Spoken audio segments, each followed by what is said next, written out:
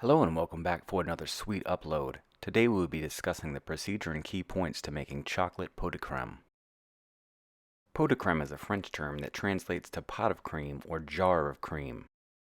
It falls under the pastry component category of baked custard. The procedure is quite similar to making other baked custards such as crème brûlée.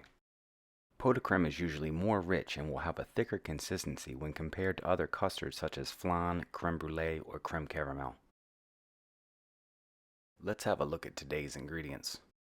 We have whole milk, heavy cream, sugar, eggs, egg yolks, vanilla extract, salt, and semi-sweet chocolate. The first step in today's recipe will be to combine the milk and heavy cream together in a saucepan.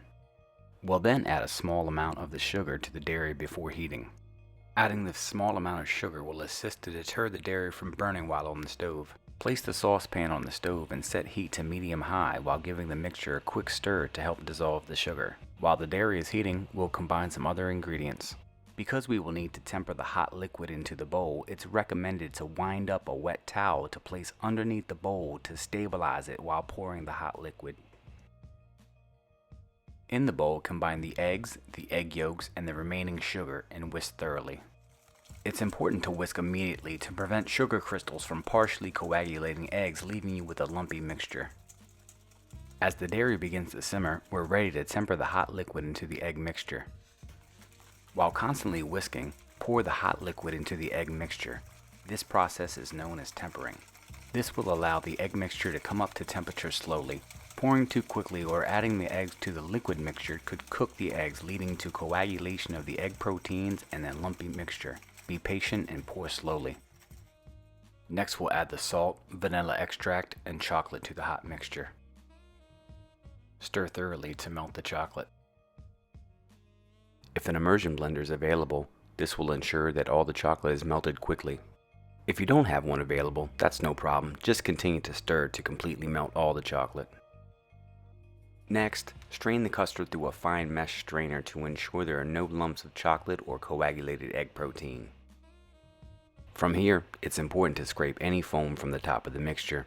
Doing so will ensure a smooth finish in the final product. We are now ready to fill the ramekins. Pour the mixture into each ramekin about 2 to 3 millimeters from the top. Your yield will depend on your choice of ramekin. These 2-ounce ramekins will yield about 7 to 8 pot de crème. You can multiply or divide the recipe as needed. There is a link in the video description for these particular ramekins. These are now ready for the oven.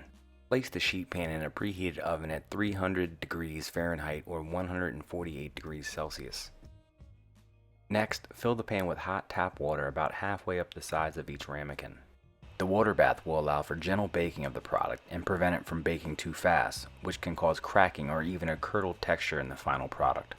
Bake the custards for about 20 to 25 minutes.